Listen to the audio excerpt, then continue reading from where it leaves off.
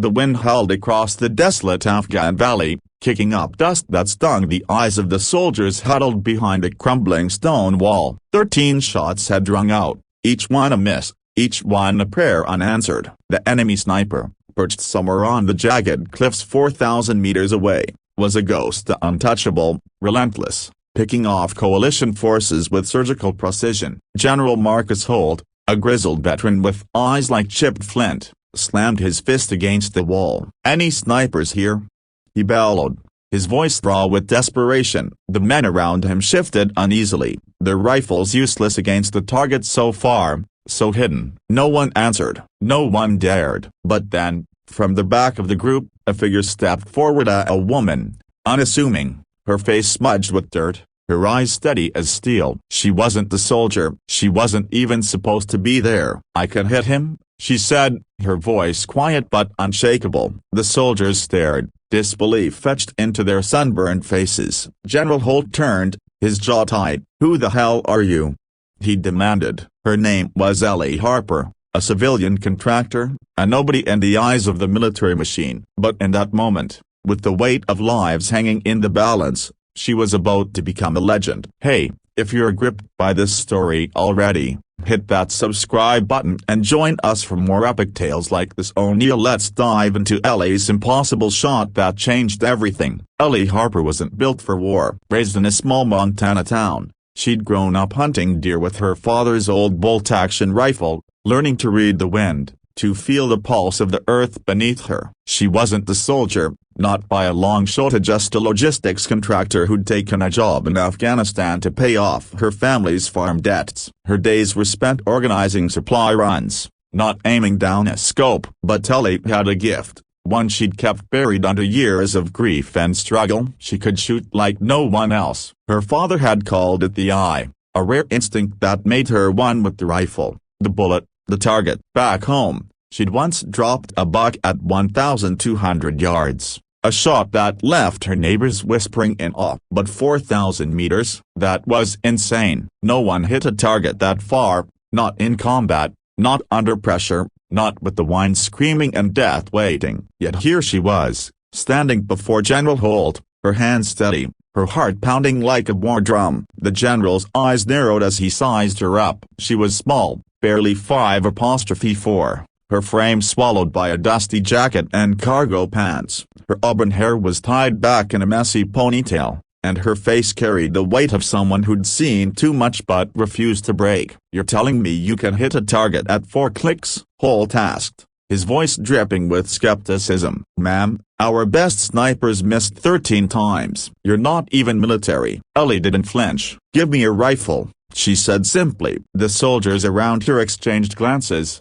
some smirking, others curious. One of them, a lanky sergeant named Daniels, snorted, "This ain't a deer hunt, lady." Ellie's lips twitched, not quite the smile. "Good, I don't miss deer either." The general hesitated, his instincts warring with logic. He'd seen too many men die today, too many pinned down by that invisible killer on the cliffs. He had no time for games, but something in Ellie's eyes, a quiet, unshakable certainty, made him pause. "Get her a rifle," he barked. The air grew thick with tension as a soldier handed her a Barrett M82, a .50 caliber beast designed for long-range devastation. Ellie took it, her hands moving with a familiarity that silenced the skeptics. She knelt, her movements deliberate, almost reverent, as she adjusted the scope and checked the wind. The valley was a cauldron of chaos. Coalition forces were pinned down, unable to advance, their radios crackling with reports of casualties. The enemy sniper had been at it for hours,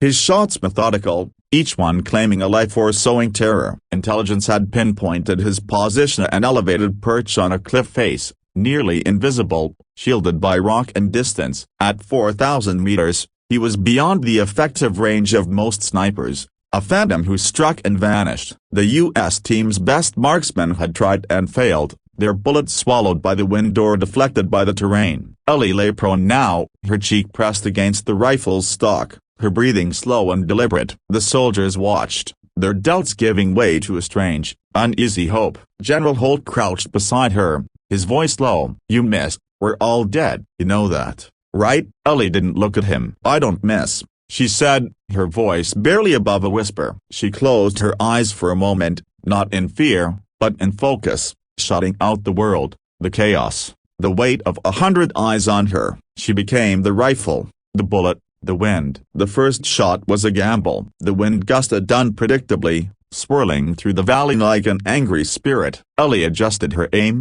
her fingers light on the trigger, her mind calculating angles, velocity, drop. She could feel the soldiers' stares, their doubt pressing against her like a physical force. She didn't care. She saw the cliff in her scope, a speck of shadow that might have been a man. Her father's voice echoed in her mind, "Breathe, Ellie, the world waits for you." She exhaled, and the rifle roared. The sound echoed across the valley, a thunderclap that silenced the chatter around her. For a moment, nothing happened. The soldiers held their breath, waiting for the enemy to fire back, to prove her wrong. But then, a crackle came over the radio. "Hostile down!"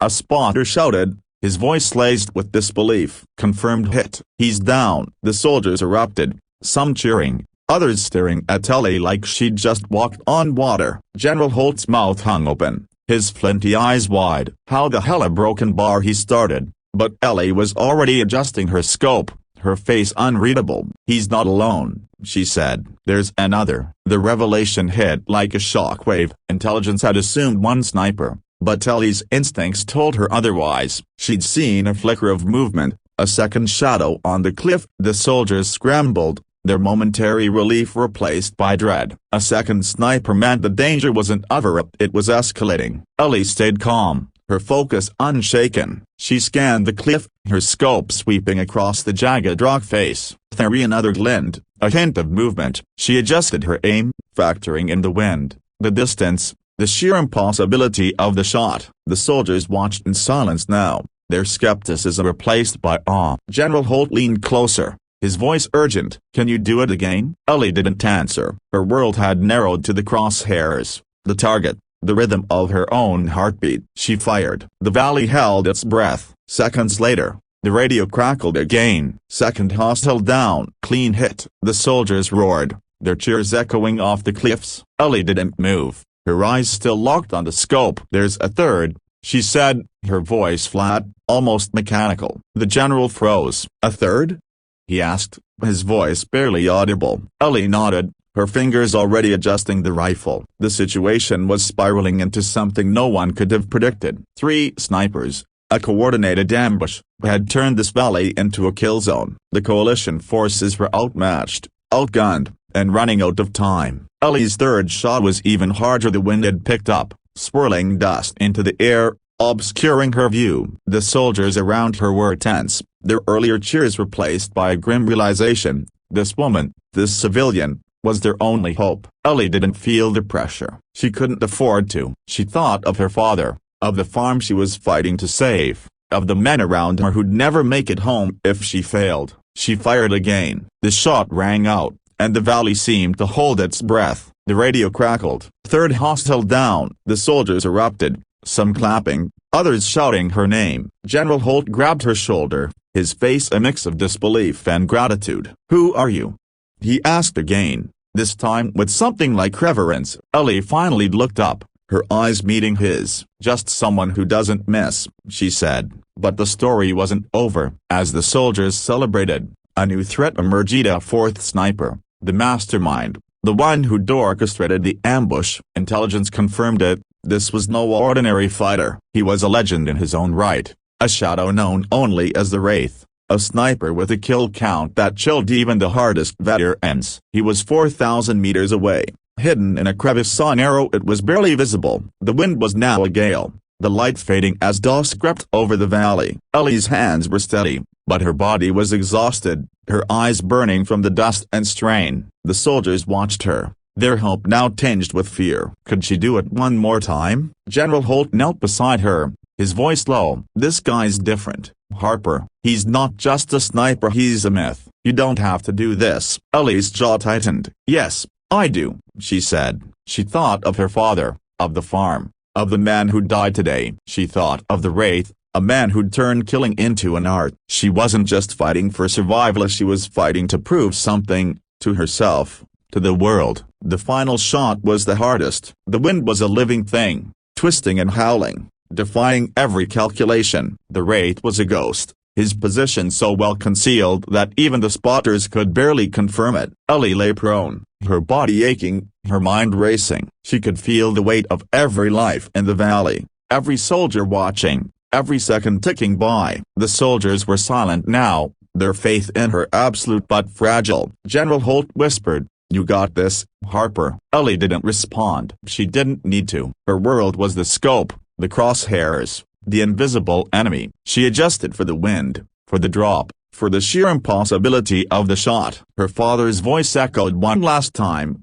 "The world waits for you." She fired. The valley fell silent. The radio was quiet for what felt like an eternity. Then, a voice broke through, trembling with disbelief. "Wraith is down." "Confirmed." "Clean hit." The soldiers exploded, their cheers shaking the earth. General Holt grabbed Ellie, pulling her to her feet, his face light with something between pride and awe. "You did it," he said, his voice breaking. "You saved us all." Ellie stood, her rifle still in her hands, her body trembling not from fear but from the weight of what she'd done. She wasn't the soldier, wasn't a hero, just a woman from Montana who'd refused to miss. The soldiers crowded around her, some shaking her hand, others clapping her back, their faces a mix of gratitude and disbelief. General Holt looked at her, his eyes softer now. "You're going home a legend, Harper," he said. Ellie shook her head, her voice quiet. "I just want to go home." And she did, eventually, back to the farm in Montana, where the wind whispered through the fields and the stars felt close enough to touch. But the story of Ellie Harper,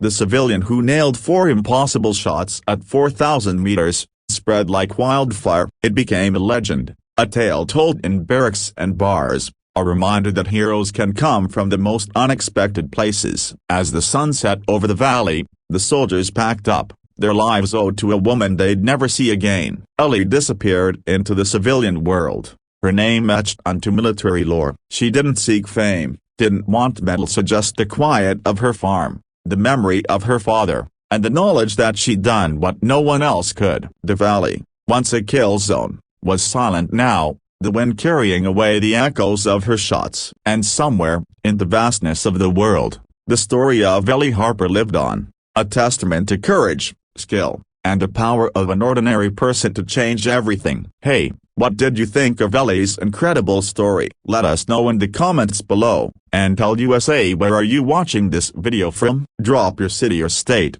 and let's see how far this tale has traveled.